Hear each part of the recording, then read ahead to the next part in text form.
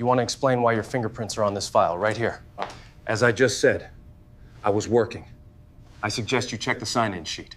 We have evidence you were aware of the discrepancies. Oh, your evidence is circumstantial, officer.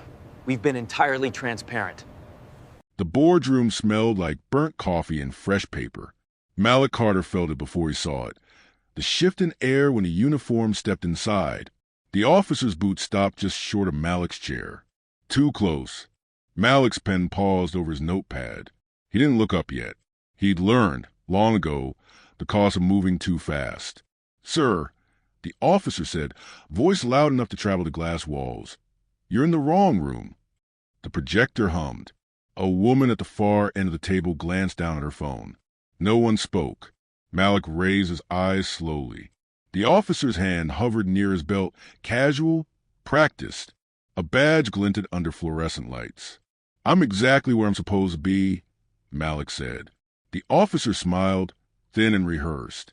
"This is a closed meeting. Board level. I'll need you to step outside before this becomes a problem." Heat crawled up Malik's neck.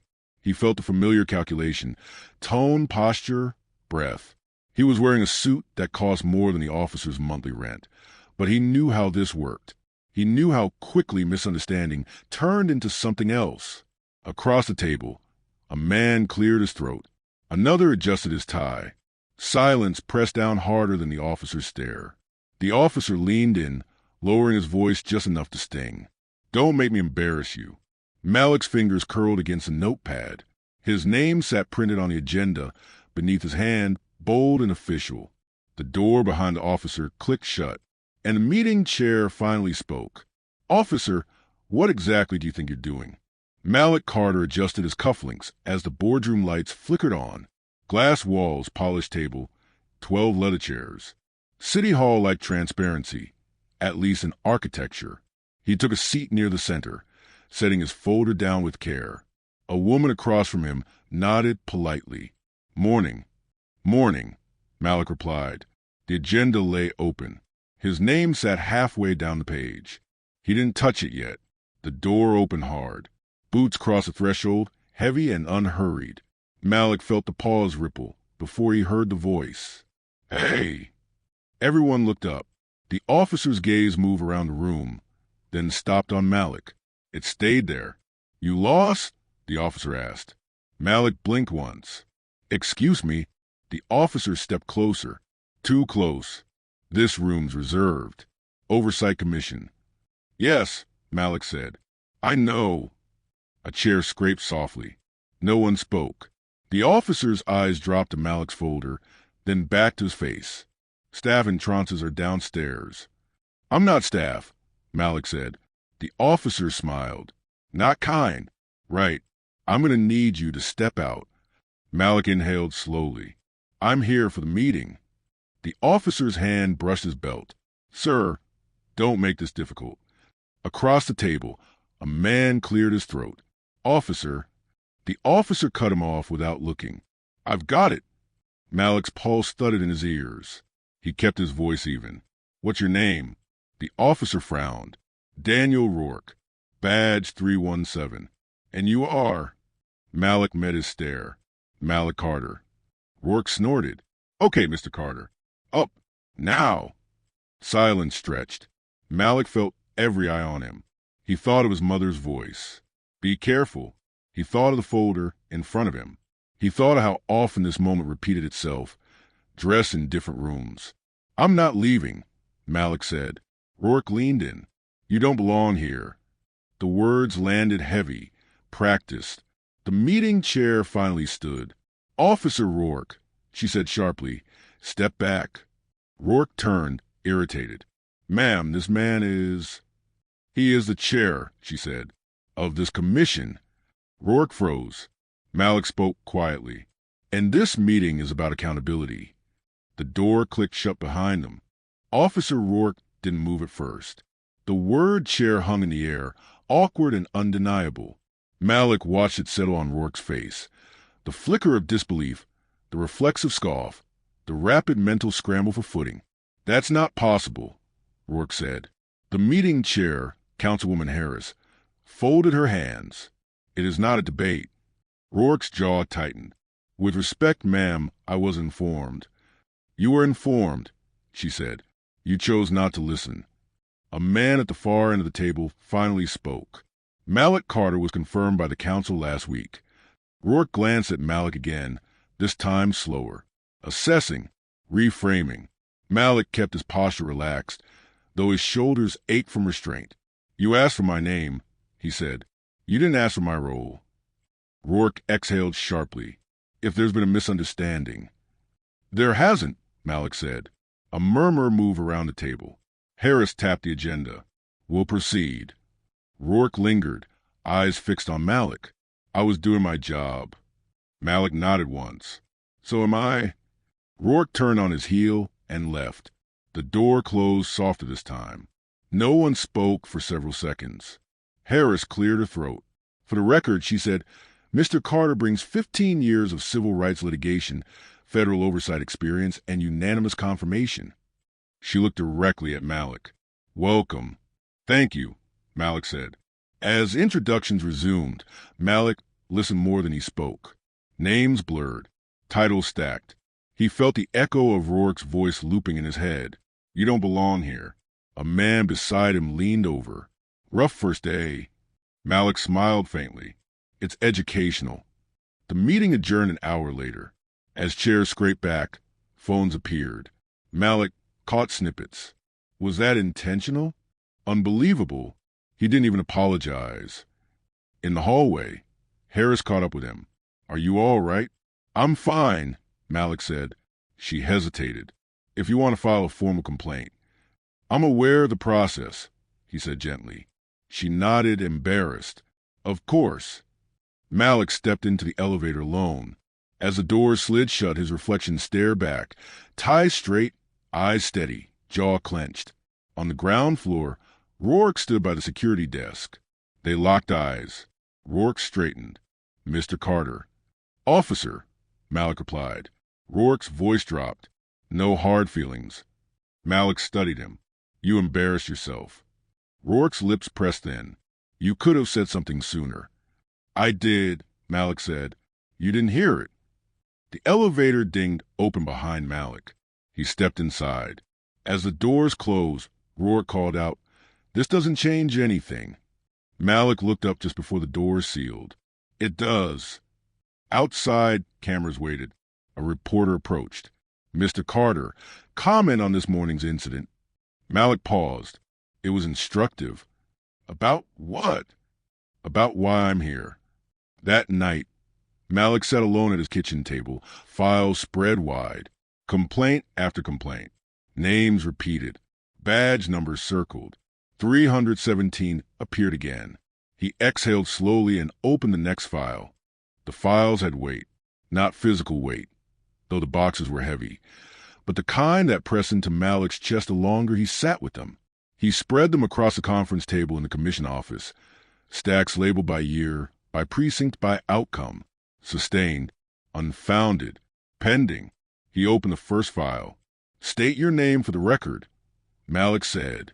The woman's voice on the transcript shook. Angela Brooks. Ms. Brooks, describe what happened. I was pulled over for a broken taillight.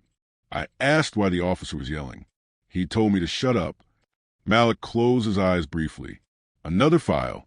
Did the officer identify himself? No, sir.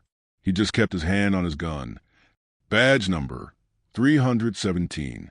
Malik exhaled through his nose and reached for the next. The door knocked twice. Commissioner Alvarez stepped in. You want to see me? Sit, Malik said. Alvarez glanced at the files. You've been busy. I've been thorough. Alvarez picked up a folder. You can't look at these in isolation. That's exactly why I am, Malik replied. Alvarez hesitated. Rourke's been on the force 20 years. And complained about for 12, Malik said. Alvarez sighed. Most were dismissed.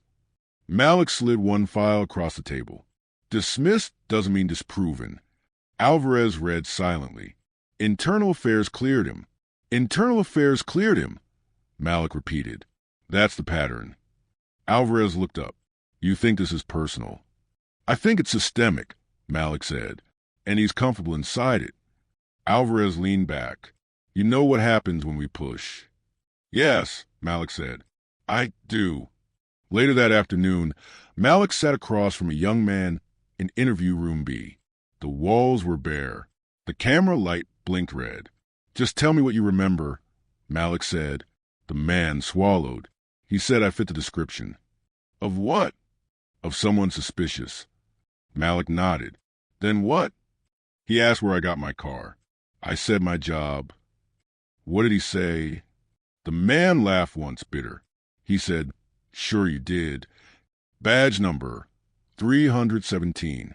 That evening, Malik drove home in silence.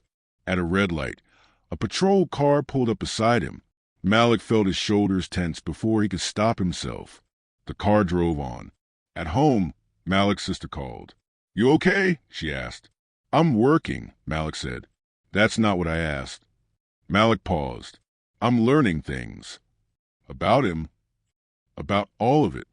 She exhaled. Be careful. I am, Malik said. Careful doesn't mean quiet. The next morning, an email waited. Subject, concern. It was from the police union president. We're hearing troubling reports about the direction of your review. Officers feel targeted. Malik typed back. Accountability isn't targeting. The reply came fast. We protect our own. Malik stared at the screen. At the next commission meeting, the room felt colder. Chairs filled slower. A commissioner avoided Malik's gaze. During public comment, a man stepped forward. This is a witch hunt. Malik leaned into the microphone. It's a record review. The man scoffed. Against good cops. Malik met his eyes. Good systems don't fear sunlight. In the back of the room, Rourke stood, arms crossed. He didn't speak. He smiled once, sharp and brief. Afterward, Malik gathered his papers. Rourke approached. You digging for something? Rourke asked. I'm reading, Malik said. Rourke leaned closer. Careful what you find. Malik didn't step back. Truth doesn't threaten the innocent. Rourke's smile faded. Does city chews people up? Malik nodded. I know. Rourke turned away. Malik watched him go, then looked down at the folder in his hands. Badge 317. Again, the pressure didn't arrive all at once. It seeped in. It came as calendar cancellations, as delayed emails, as voices lowering when Malik entered rooms. At a precinct visit, a captain shook Malik's hand without meeting his eyes. We respect oversight, the captain said. Within reason. What's reasonable? Malik asked. The captain smiled thinly. Context. Later that week, Malik sat across from the city attorney, Denise Walker. You're moving fast, she said. I'm moving accurately, Malik replied. She tapped her pen. The union is escalating. They always do. They're framing this as bias. Malik leaned back. Accountability isn't bias. It is when it has a face, Walker said. Malik understood. Mine. Walker didn't disagree. That afternoon, Malik's inbox filled with meeting requests marked urgent. Council members wanted updates. Donors wanted reassurance. One message simply read, be strategic. At home, Malik turned on the news. A panel discussed community trust. Rourke's name scrolled across the screen. Officer Rourke is a decorated veteran, the host said. Some say he's being unfairly scrutinized. Malik muted the TV. His phone buzzed. Unknown number. Mr. Carter, a man said, voice calm. This is Sergeant Whitman. Yes. I just want to advise you, Whitman said. Some officers are feeling uneasy. About what? Malik asked. About retaliation, Whitman said. Malik's jaw tightened. For doing their jobs? For being investigated, Whitman replied. Malik exhaled slowly. That's the point of oversight. There was a pause. Just be careful, Whitman said. Lines get drawn. That night, Malik dreamed of doors closing. At the next public hearing, the room overflowed. Uniforms filled the back rows, arms crossed, faces set. Community members sat scattered between them, smaller in number, quieter. A woman approached the microphone. My son was stopped 3 times last month, she said. Same officer. What's his badge number? Malik asked gently. She hesitated. 317. A ripple moved through the room. Rourke sat in the back, jaw tight. A union representative stood abruptly. This is harassment. Malik raised a hand. She has the floor. The representative sneered. You're letting feelings override facts. Malik met his gaze. Facts are documented. Boos erupted. Applause followed.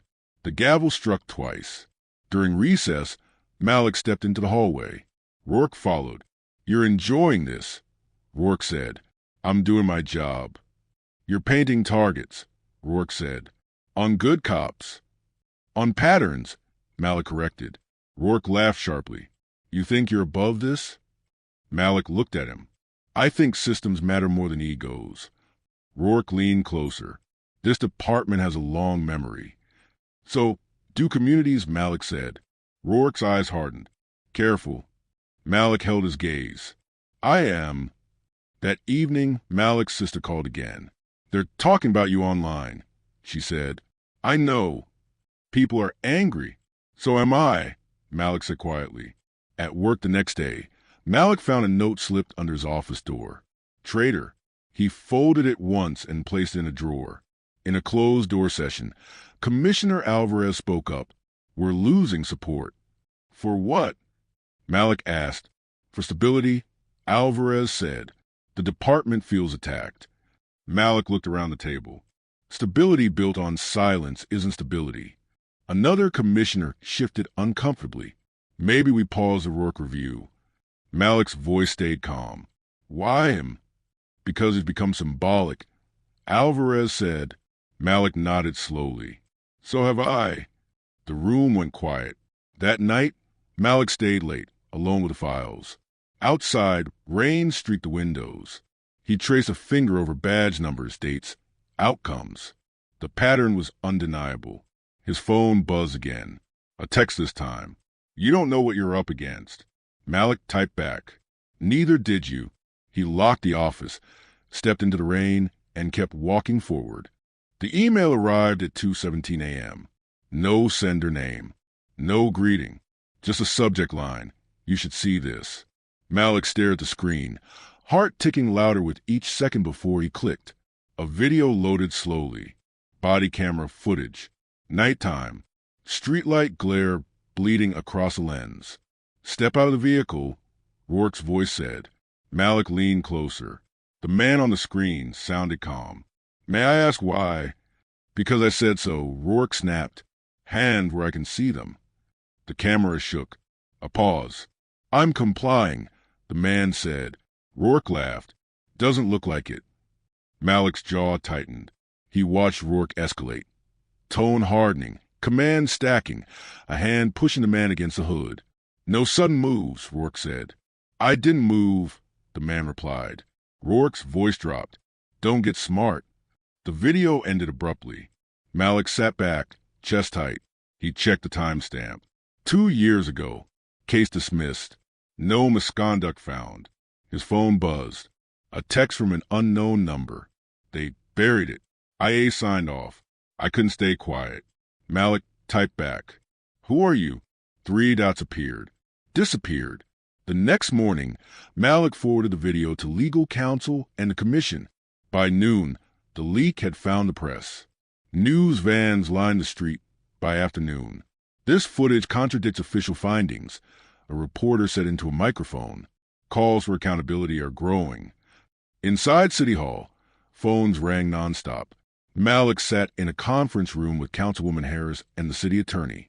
Did you authorize this release? Harris asked. No, Malik said, but I won't suppress evidence. Walker rubbed her temples. The union is furious. They should be, Malik said. On the television, Rourke appeared flanked by a union spokesperson. This video lacks context, the spokesperson said. Officer Rourke acted within policy. Malik muted the screen. His assistant stepped in. Sir, there's more. She handed him a stack of printed emails. Internal correspondence. Supervisors discussing Rourke. He's aggressive but effective. Don't escalate this. Bad optics. Malik reads silently. By evening, hashtags trended. Support messages mixed with threats. One voicemail played automatically. You're tearing this city apart. Malik deleted it. At home, Malik's sister sat on his couch. This is getting big, she said. It was always big, Malik replied. She hesitated. Are you safe? Malik nodded. As safe as truth allows. That night, another message arrived.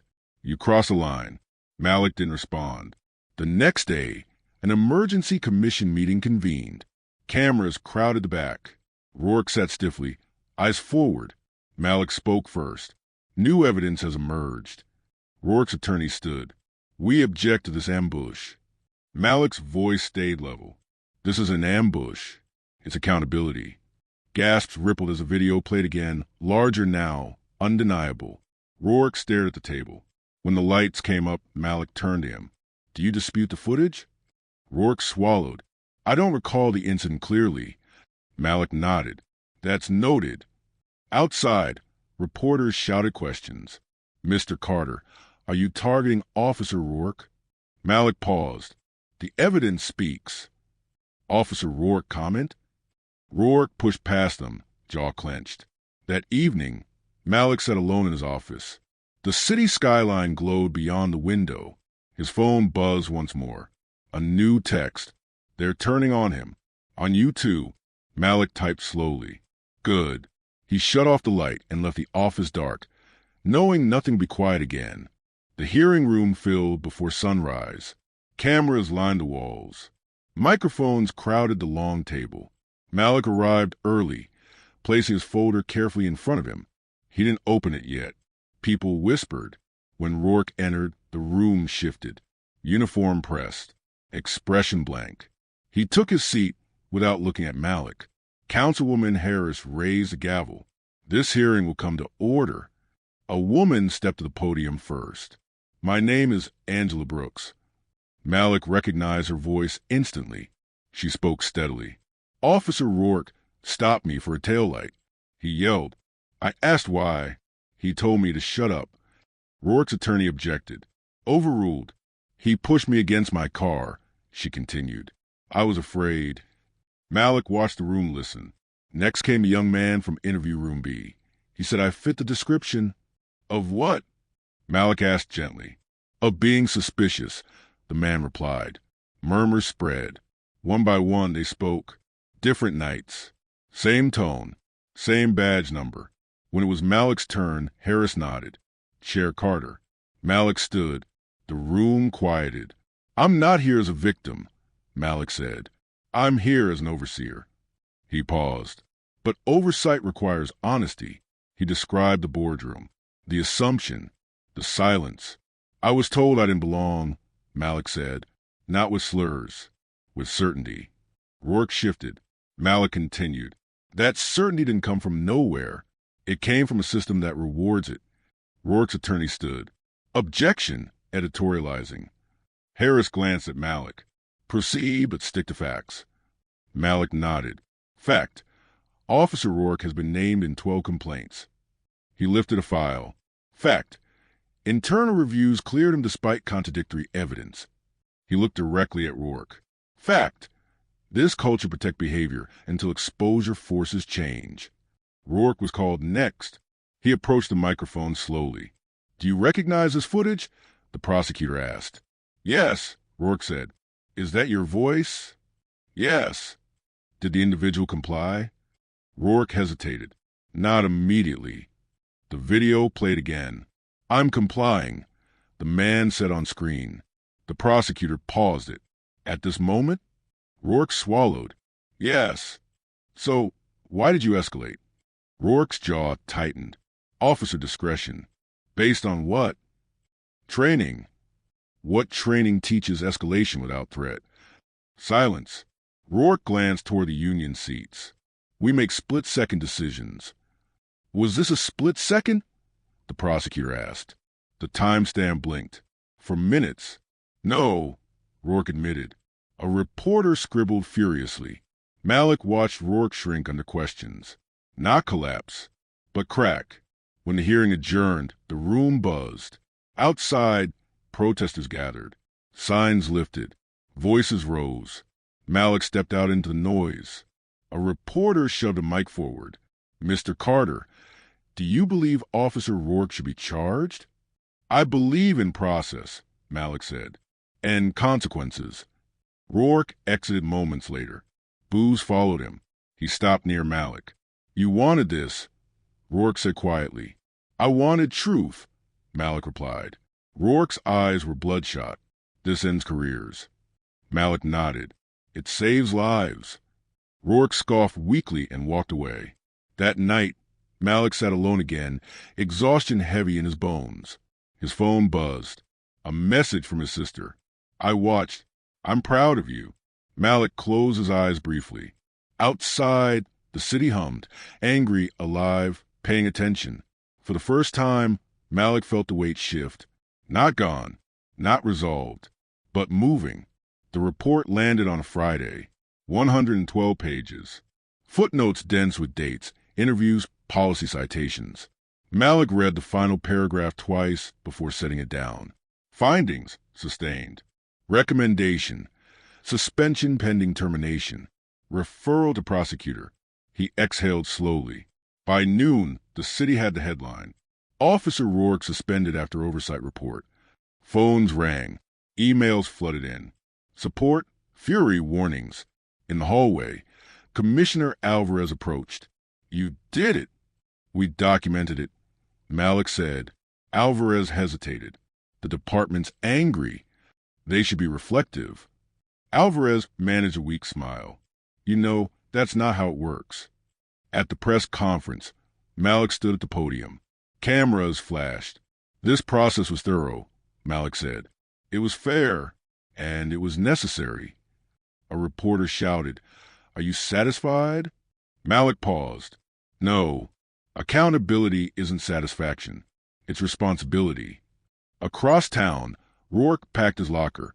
A fellow officer hovered. "This isn't right." Rourke didn't answer. At home, Malik found his car keyed. A shallow line ran along the door. He stared at it, then unlocked the car anyway. That evening, his sister called. "Someone left a message on my voicemail." Malik closed his eyes. "What did it say?" "Nothing specific," she said. "Just angry." "Block the number," Malik said. The prosecutor announced charges the following week. Rourke's attorney called it overreach. On the news, pundits debated. Was this justice or politics? Malik stopped watching. In a closed session, Harris addressed the commission. "We're receiving funding threats." "For oversight?" Malik asked. "For disruption," Harris replied. Malik nodded. "Disruption is the point." A commissioner muttered, "At what cost?" Malik met his eyes. "At the cost of comfort." Outside City Hall, a small rally formed. A woman handed Malik a note. "Thank you for seeing us." He folded it carefully and placed it in his pocket. That night, Malik dreamed again, this time of standing in the boardroom alone. Chairs empty. His voice echoed unanswered. He woke before dawn. At the courthouse, Rourke passed him in the hallway. No uniform now, just a suit ill-fitting. "This isn't over," Rourke said quietly. Malik studied him. "For you, it is." Rourke's laugh was hollow. "You think the system changed?" "I think it flinched," Malik said. "That matters." Rourke shook his head and walked away. Weeks passed. The city moved on to the next outrage. Malik didn't. He felt it in his shoulders, in the way he scanned rooms, in the quiet that followed him now. At a community meeting, a teenager raised his hand. Will this really change anything? Malik considered the question. Not everything, he said, but something. The boy nodded slowly. That night, Malik sat at his kitchen table again, files fewer now. His phone buzzed. A final message from an unknown number. You won this one. Malik typed back. It was never about winning. He turned the phone face down and sat in the silence, knowing consequences were never clean. They were lived. The city quieted without healing. Malik felt in the weeks that followed. The way meetings ended faster, The way smile stopped short of warmth. Change had passed through like a storm and left debris no one wanted to name. Rourke's case moved slowly. Delays, motions, procedural fog. At a cafe near City Hall, Malik overheard two men whisper. He ruined a good cop.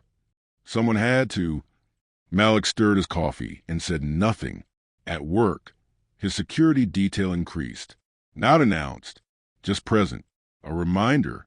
Commissioner Alvarez stopped by Malik's office one afternoon. They're restructuring internal affairs. That's overdue, Malik said. They want your input. Malik looked up. They want my cover. Alvarez sighed. They want legitimacy. Legitimacy comes from action, Malik said. That night, Malik attended a community forum. Folding chairs. Fluorescent lights. No cameras. A woman stood. My son sleeps easier. A man followed. My brother still won't drive. Malik listened. Afterward, a reporter approached. Do you feel vindicated? Malik shook his head. I feel tired. At home, Malik found an old box in his closet. Inside were notebooks from law school, margins filled with underlined words. Justice, duty, restraint. He sat on the floor and flipped through them slowly. His sister knocked. You okay? I'm recalibrating, Malik said. She sat beside him. You changed something. I lost something too, Malik said. She didn't argue. The prosecutor announced a plea negotiation. Reduced charges. No admission of bias. Malik read the notice twice. At the next commission meeting, a commissioner spoke carefully. This outcome avoids prolonged conflict. Malik replied evenly. It avoids resolution. The vote passed anyway. Outside, a protester yelled, "Sell out." Malik kept walking. Late one evening, Malik stood alone in the boardroom where it began. The table gleamed. The chairs waited. He sat in the same seat. You don't belong here, the voice echoed in memory. Malik closed his eyes. His phone buzzed. A message from an unfamiliar number. I was on the force with him. I should have spoken sooner. I'm sorry. Malik typed back. Speak now. 3 dots appeared. Disappeared.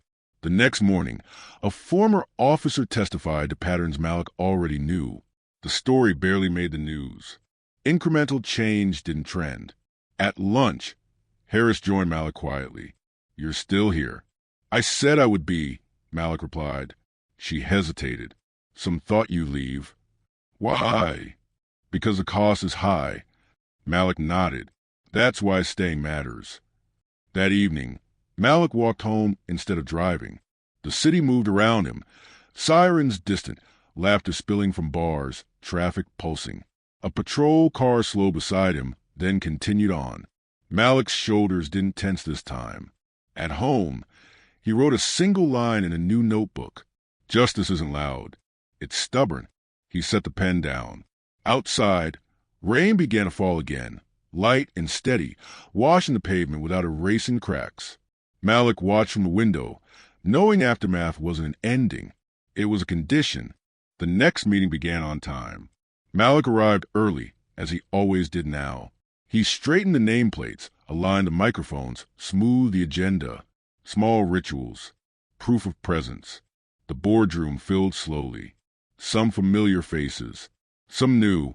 One chair remained empty. The one Rourke used to stand near, arms crossed, watching. Councilwoman Harris opened the session. Chair Carter? Malik nodded. Let's begin. Public comment came first. A man stepped forward. I didn't trust this process, he said. I still don't. But my daughter asked me to listen. Malik inclined his head. Thank you for being here. A woman followed. Nothing happened when I filed my complaint, but something happened to him. Malik didn't smile. Something happened because people spoke. The meeting moved through policy revisions, training requirements, data transparency, not revolutionary, concrete. During a break, Commissioner Alvarez approached. You know they're still watching you. Malik replied, They always were. Outside the glass walls, city workers passed by. Life continued. At lunch, Malik ate alone at his desk. He scrolled through headlines. A new scandal. A different city. Familiar patterns. His phone buzzed. Unknown number. I saw you today. I didn't speak, but I listened. Malik typed back. That's how it starts. That afternoon, Malik met with a group of young interns. One raised her hand. How do you not get bitter? Malik considered. Bitterness is a luxury. Responsibility isn't. She nodded, scribbling. At sunset, Malik drove past a precinct where Rourke once worked. The flag fluttered. Officers changed shifts. No one noticed Malik's car. He didn't slow down. At home, Malik cooked dinner quietly. The news murmured in the background. He turned it off. His sister joined him at the table. You staying? She asked. Yes, Malik said. She smiled softly. Good. Later, Malik sat on his balcony, the city breathing below. He thought of the man in the video, of Angela Brooks, of the teenager who asked if anything would change. He thought of the boardroom door, clicking shut. Malik's phone buzzed one last time that night. A message from Harris. Thank you for not leaving. Malik replied. Thank you for opening the door. The next morning, Malik walked into City Hall again. A security guard nodded. Not recognition. Respect. Inside the boardroom, Malik took his seat. He opened the agenda. His name still sat there, printed, official. No one questioned it. The gavel struck. The work continued. Not clean, not complete, but forward. Malik leaned back slightly, listening to voices rise and fall, arguments forming, records being made. He felt a familiar weight settle. Not crushing now, but grounding. He belonged here because he stayed. And as the meeting moved on, Malik allowed himself one quiet certainty. Systems resist change, but they remember who stood. And so did he.